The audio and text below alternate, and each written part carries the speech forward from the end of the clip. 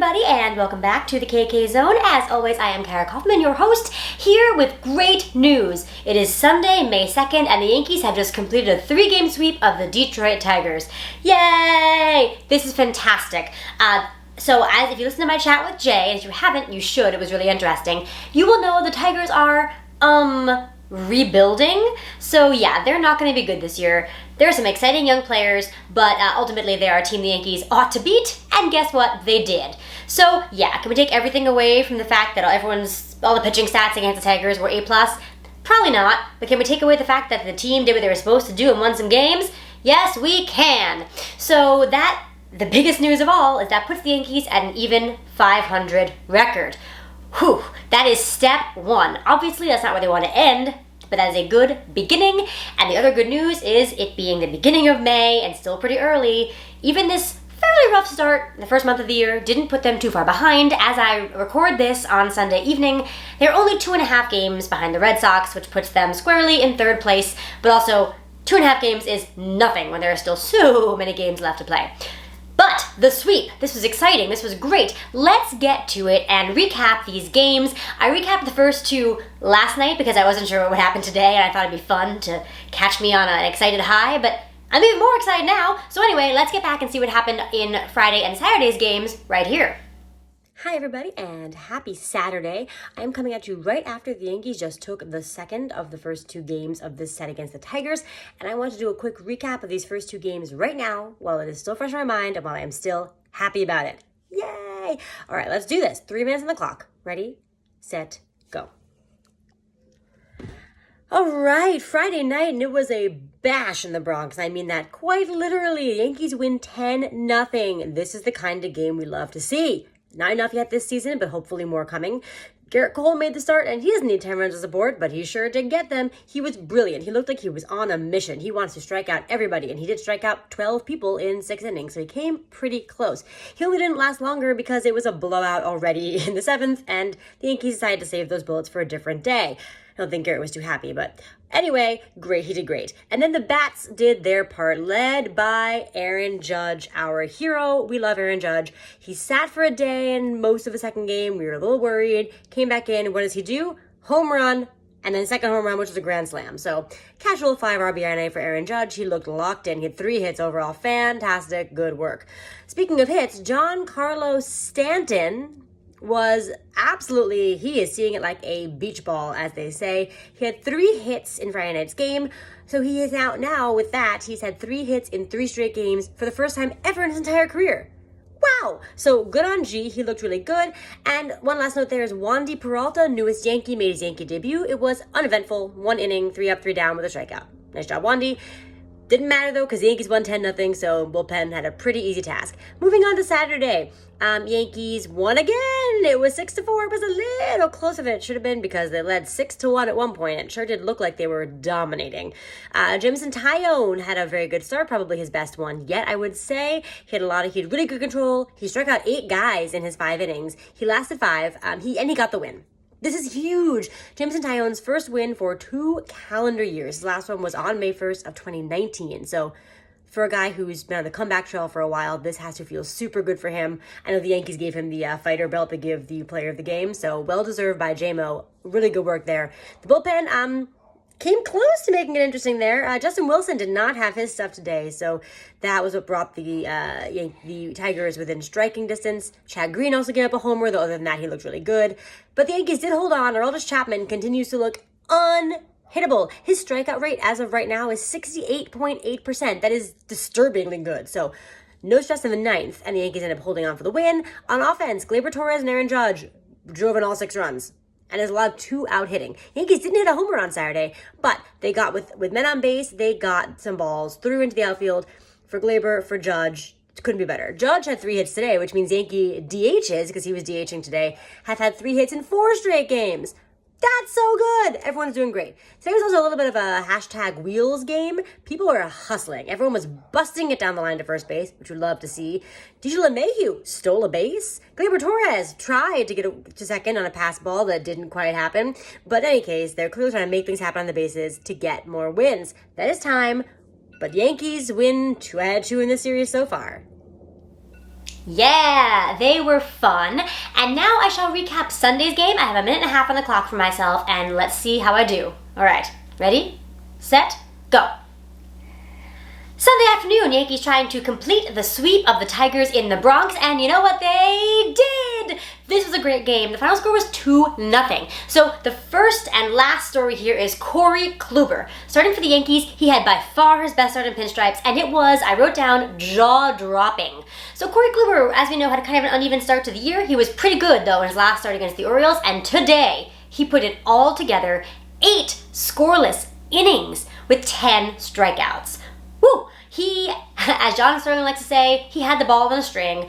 He was cutting it in, cutting it out. It was moving. Balls looked like strikes. Strikes looked like balls. All the good stuff you want when you're pitching. It was unbelievable. And especially good was his changeup, which he used at the highest rate in his career, and upon which he got 50% whiff rate. That is right. Half the time that he threw the changeup, hitters swung right through it. The result there was it was 13 swings and misses.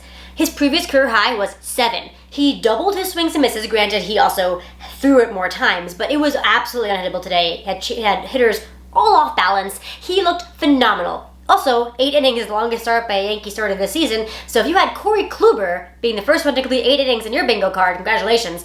That was not my guess. But anyway, he looked fantastic. Can't forget Aroldis Chapman, who came in for the 9th and absolutely nailed it down again. 2 strikeouts, looked filthy. Old story now, he's Mr. Dependable, looking fantastic in the early going. That's all we got time for, apparently.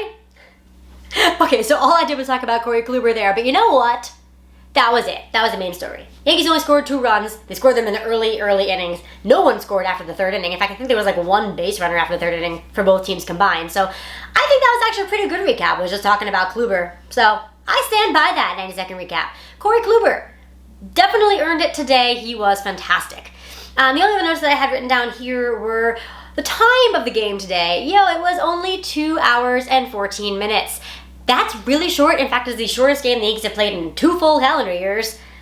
It was because both pitchers, I should shout out Urania, for the Tigers, looked also really good.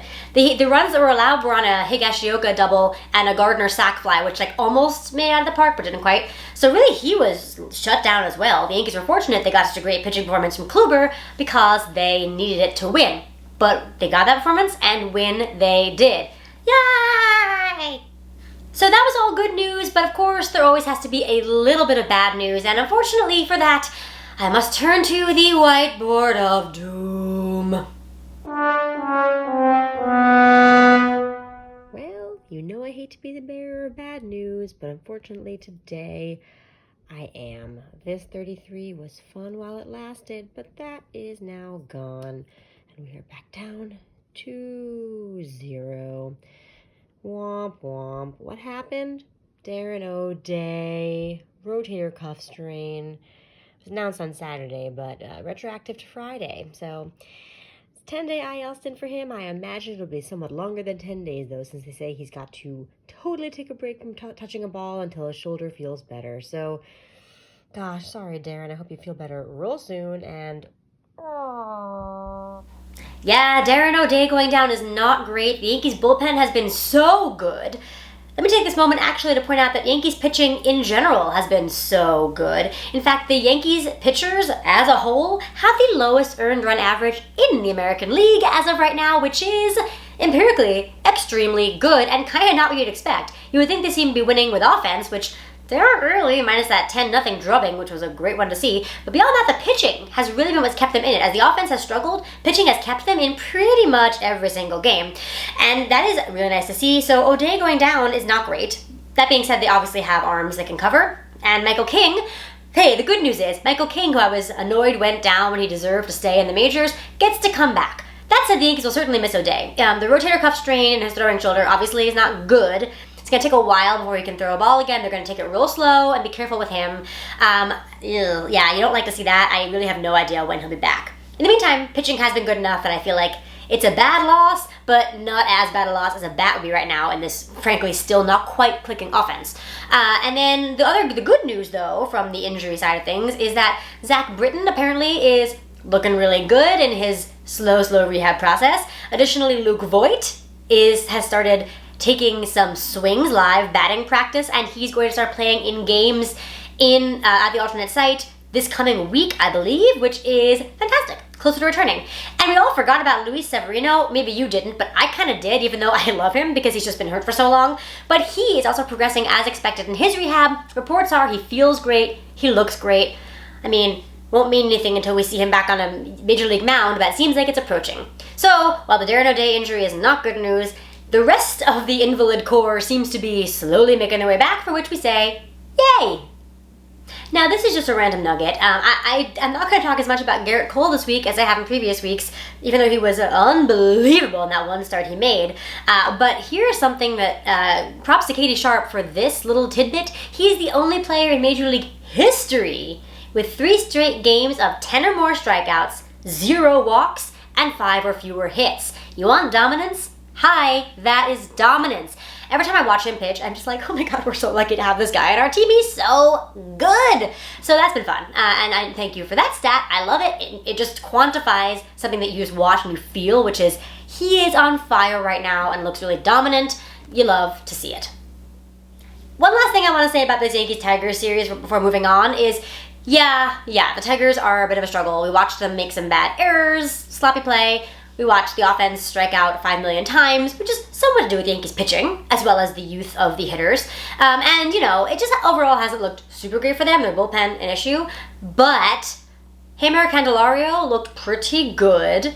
And also Akil Baddoo, who I love. He's my favorite Tigers player, I have decided. And Miguel Cabrera, too. But Akil Baddoo is going to be there a long time, we think, and he's looking pretty promising. Didn't have a great series against the Yankees. However, something I loved was how often his hat fell off his head. Now, kind of, he's got a lot of hair, and that's part of the reason, but also it just speaks to the exuberance with which he runs, and this is both base running and also fielding. I saw it fall off as he was trying to get to first base. I saw it fall off as he stole second base. I saw it fall off as he was in the outfield making catches or just chasing down balls. Every time you look at that guy, the hat's off his head. And to me, that is delightful and fun. Just shows how hard he's running, how hard he's playing, and how much fun he's having. He's so excited that he's exploding with excitement, and it even blows his hat off his head. To me, that's how it looks, and I love it. You keep on running and being excited, Akil Baddoo. We see you. And it would not be Sunday if we did not bring you the Zoney Awards. That's right, here we are. It's time to give out some hardware. So, first up, it's always Best in Show, and here's the suspense. Will it be Garrett Cole? Will he continue his unbeaten streak as Best in Show? Survey says... no! This week it is Aaron Judge winning Best in Show. You love to see Aaron Judge in a groove. When he is hitting, the rest of the offense seems to just fall in place behind him. And even though he sat 2 games this week with his unspecified lower body soreness, when he was playing, he was unbelievable. He had 10 RBIs this week. 10. That is extremely good. He hit 3 home runs, 2 in 1 game, including a grand slam. The guy is doing it all, and you love to see it. So when Aaron Judge is raking, the rest of the team looks good along with him. So, for that reason, and because of his impressive feats of strength, Aaron Judge gets this week's Best in Show. And every week we've got to have a delightful Mo. This week, what made me smile the most was Jameson Taillon getting his first Major League win in exactly 2 calendar years. That's right, on Saturday afternoon, May 1st, the year 2021, Jameson Taillon pitched 5 very solid innings, and the Yankees just managed to hang on for him, and I'm very glad they did, because of all he's been through with his 2nd Tommy John surgery, missing all that time, and prior to that, having to deal with cancer, the guy has had an incredible struggle, an incredible journey. He's persevered and is rewarded with his first win since May 1st, 2019. That's right, it was 2 years to the day since he got his last Major League win that he got his most recent one. You could tell how happy all the Yankees were for him. He's clearly so well liked. In fact, when Aaron Judge had a press conference, everyone was asking him just about his contributions, other things, and he kind of stopped the press conference to just make sure he pointed out how happy everybody was for Jameson Taillon for getting that win. They knew how important that was, what a step that was for him coming back.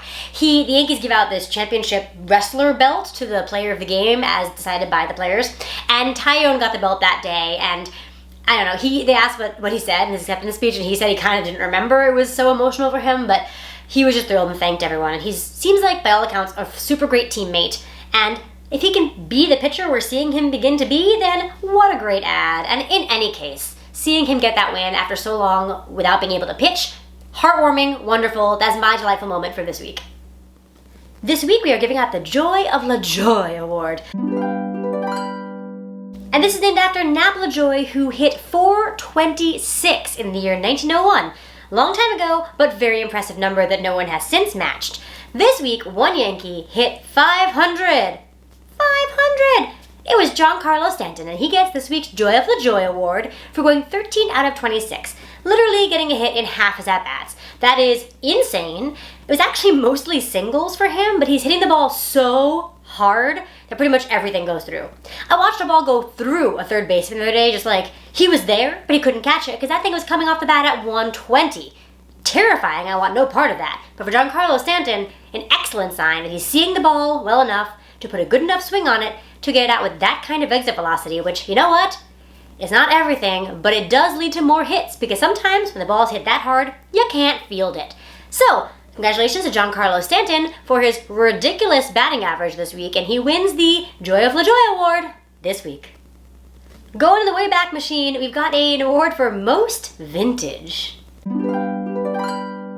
After hearing the recap of today's game, you will not be surprised to learn that I am awarding Most Vintage this week to Corey Kluber. This looked like Cy Young Award winner Corey Kluber back from 2016-2017 when he was dominating the league. Yes, it was against the Tigers, who are not the most fearsome offense, but he was ridiculously good. He was putting the ball where he wanted it. He looked completely in control, just the way we were used to seeing him in his heyday. Very encouraging for the Yankees, very encouraging for Corey Kluber, and added bonus, the win on Sunday was the 100th of his career. That's a nice round number. That gets a big congratulations to Corey, and gets him the Zoney this week for Most Vintage. The last Zoney we're giving out this week is the #Wheels Award. Yankees are not a team known for their great speed or exciting base running, but you know what? On Saturday, as a team, they tried. They really, really tried. After getting called out for not hustling so much in a couple games earlier in the week, on Saturday, you could just see every single player booking it down the line to first base. Seems like a stupid small thing, but something teams don't do all the time, and there's a balance to be found there. We don't want them getting hurt, pulling a hammy, running out of ground ball they have no chance to beat. But it was really cool to see the hustle that way, and in fact, Aaron Judge beat out a ball in the infield for an infield single. Kluber Torres tried his darndest to make it to second on a ball that got away from the catcher. Not quite enough. He did not make it, but you know what? He really almost did. And had he slid a little better, he would have made it. And I appreciate in that context, in that game, that kind of effort. Yankees, way to go. Gary Sanchez sprinting down the line to first. Things you love to see. So the entire team for Saturday's game gets the #Wheels Award. And I am looking forward to giving this award out more in the future because I love seeing them run. It's fun, and we love fun. Congratulations, entire team. Now we have got 3 haikus, a play in 3 acts, if you will, to wrap up this week's happenings. Starting with Friday's game. Cole on a mission. I wouldn't want to face him. And Judge with a slam. Yeah! Friday's game was fun, wasn't it? Cole was absolutely terrifying, and if I'm in the box, I will get out of the box. No thank you, just strike me out without looking at a pitch in my direction. Cool. And Judge with the grand slam was just the cherry on top of what was a really excellent evening for the Yankees all around. That's the poem for that game. Looking towards Saturday. The way too close late, Tyone's first win in 2 years is a great story. I've already talked about this.